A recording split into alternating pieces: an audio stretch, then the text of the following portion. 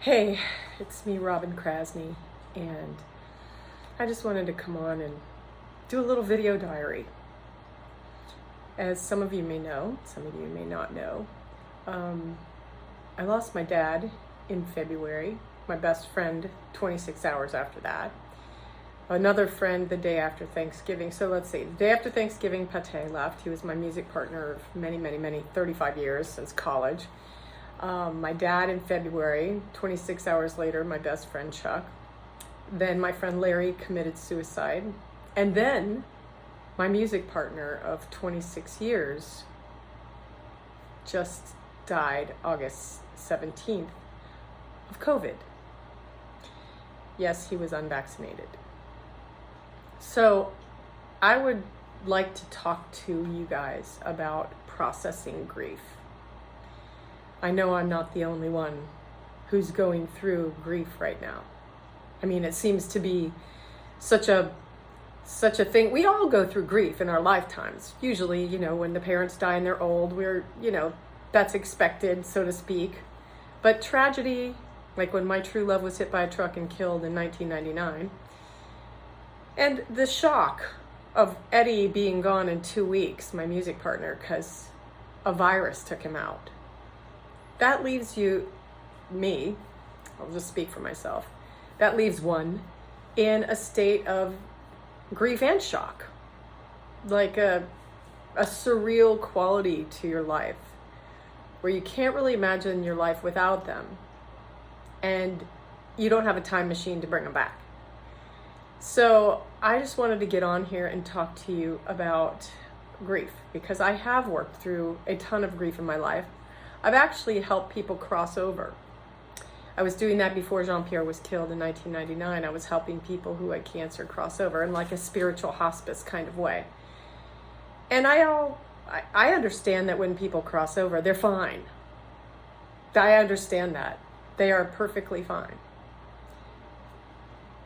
But what I didn't have the direct knowing of was the feeling of, in this body, the loss that we experience. And I know I've experienced it in a zillion lifetimes, but in this particular one, I had not had a really traumatic loss until Jean-Pierre was killed. It sent me into 5 years of absolute disconnect, almost leaving my body from a broken heart, so I know what that feels like, hanging on by a thread. And then over the many losses since then, and most recently, I've just got this feeling in my body of, that's the way it goes. We're all going to cross over someday. And I do actually acknowledge the presence of those beings, those people around me. I can communicate with them in my quiet moments and meditative moments, which, when you are grieving, are hard to access. Because there's this feeling of, why aren't they here? I can feel them close to me. When Jean-Pierre would come close to me, I would just get angry that he wasn't physically here. And so he stopped coming around because he didn't want to cause me any more pain, understandably. But I'm getting to the point where now I'm more comfortable with the fact that people are moving over to the other side. And I think as we get older and more of our people go to the other side, there's less of a fear around that. But the grief that they're not here in this physical form is really real. It's real to us who are left behind. What can we do to process that grief in a healthy way? What can we do to encourage the movement of that grief, acknowledge it, especially during COVID times when we haven't even had a funeral for my dad or for Eddie, and we don't have one scheduled for Eddie. So I've developed a breathing technique that it's probably been done for millions of years, but I just call it Breathe With Me. And it's really about acknowledging the fact that we are alive, that we need to plug in to this life force energy. And when we feel sad and broken, we sometimes feel disconnected. It's hard for us to breathe sometimes. It's hard for us to eat sometimes, to carry on. So what does that look like? Well, the easiest, most accessible therapy we have is using our breath. So imagine trying to use an appliance, your hair dryer, your blender, whatever it is, that uses juice, electricity, without plugging it in. This kind of seems like, come on, Robin, you'd never do that. We know that it won't work. Well, I'm here to tell you that we plug in also. That we have a battery, we have a ground. The ground is the feminine or the magnetic force. That's the earth. It sucks us here. We are grounded to this earth. That's the polarity of the feminine. And as we rise up through the center channel of our body, through our spine, through our brain, and some people say chakras or energy centers of the body, as we rise up and connect here, we're connecting to the electric, the positive, the masculine, some people call it the electric. So we've got electromagnetic. And when we bring those two together, we can have juice. We are plugged in. So how do you plug in? Well, first with your awareness. And the best way for me to do it is with my breath. I just imagine my breath rooting down into the earth through my feet and connecting to that magnetic center of the earth. And then as I breathe up from the lower belly, middle ribs, upper chest, and the crown of my head, I imagine plugging in to my knowing, to God, to my connection, whatever you want to call it, the universe. So that there's definitely a pull between the magnetic and the electric through me.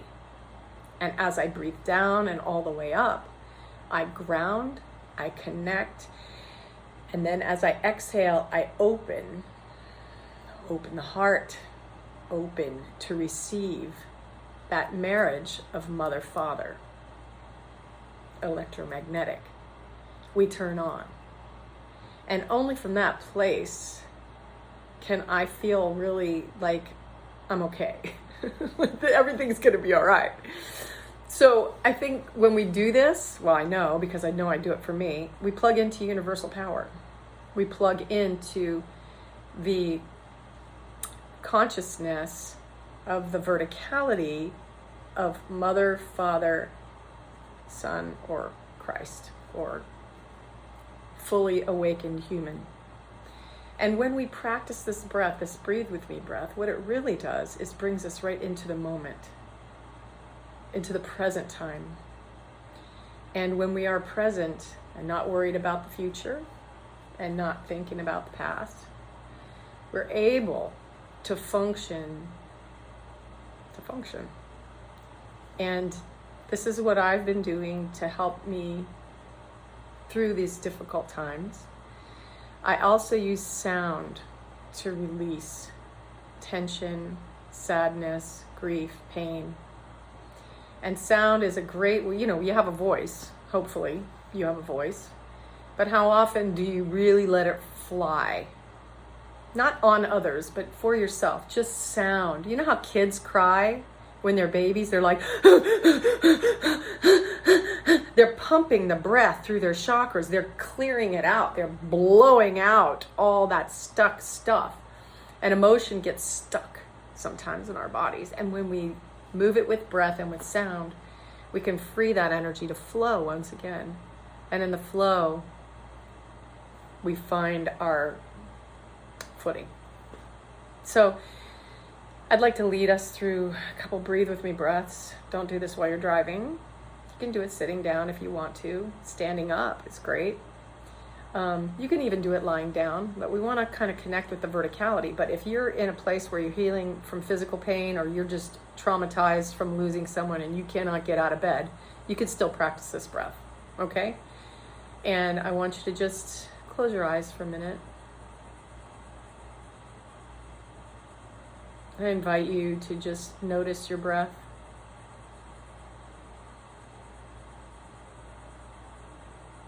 Notice how it's flowing.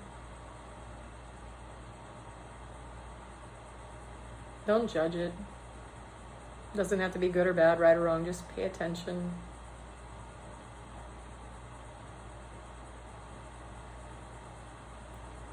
Noticing is like the silent witness they talk about in yoga, but since my dad was a judge and a lawyer, I kind of have a little more attachment to the word witness.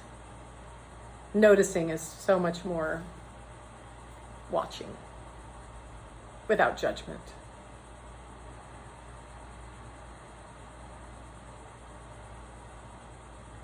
And I invite you to just allow that breath to become a little more full. Sense the space around you.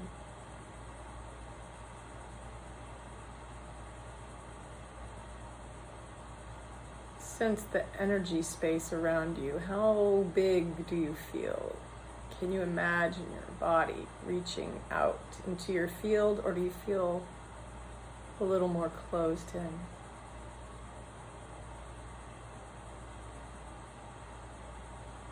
Just an awareness.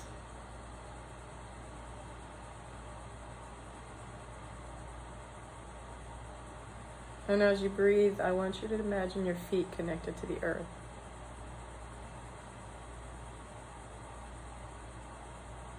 Lengthen through the spine and imagine your crown connected to the heavens, to the central sun of the universe.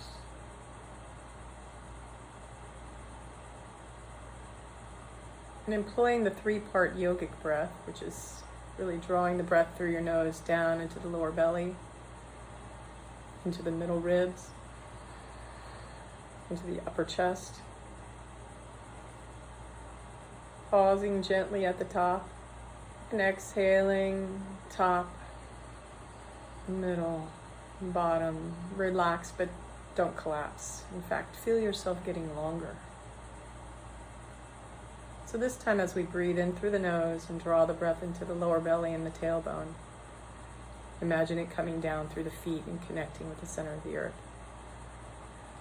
Lower belly, breathe in. Middle ribs, keep breathing in. Upper chest, breathing in. Imagine that breath coming up through the brain and through the crown, up to the heavens. Pause, feel the length of your breath connected. And then as you exhale, release the breath. And you can even release it with a sigh or a sound. And then gather that breath back down at your feet. Breathing down into the lower belly, middle ribs,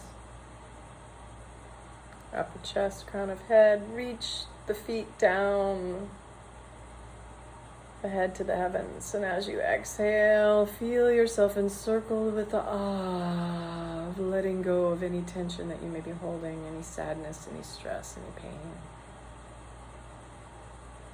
It's like this big flow of a fountain. You're breathing down into the earth, pulling the energy up from the earth, reaching up to the heavens through you. And as you exhale,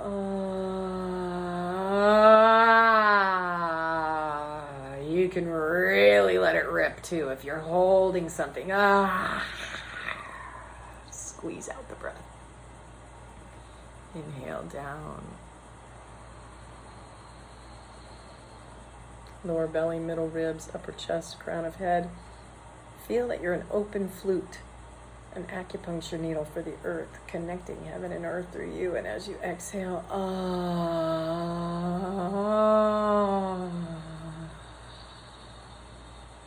just bring your hands over your heart for a moment. Close your eyes and notice.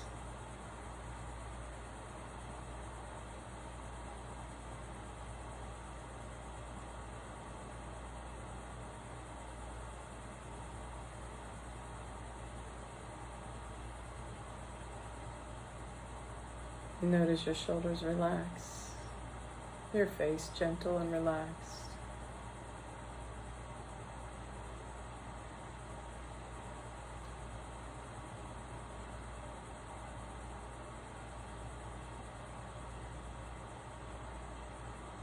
Release. Extend your crown and your spine. So it's a relax but not collapse. It's an actually opening and extending.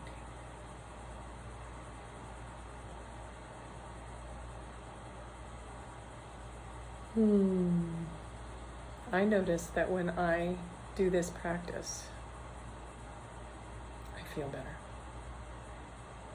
I feel more able to walk through my life calmer, more connected to that which is, where all my peeps are. And I'm doing these videos for me. And if you want to watch them, this is my video journal. But I'm hoping that by me sharing these things that I teach, that I know, that I do, that it can help you move through your life with more ease and peace. And that you can bring heaven to earth through you. Hope it helps. Thank you for joining me. I'm going to do a little poem for you. It's called Right Place, Right Time. I'm right where I'm supposed to be. You know, that fear used to blow my mind. Wondering, always wondering, if there is right place and time. And now, I know I'm right here, and it's a perfect place to be. There is no thought of wanting more. I am my destiny. The two have joined, and I am one. And I no longer feel the pull of reaching for that empty glass and hoping it were full. I reach my hand out. There it is. No struggle. Just like that. The glass is full. And I feel whole. I'm right where is at. Thank you. I hope you got something from my poem. Have a wonderful day. Ground, connect, and open.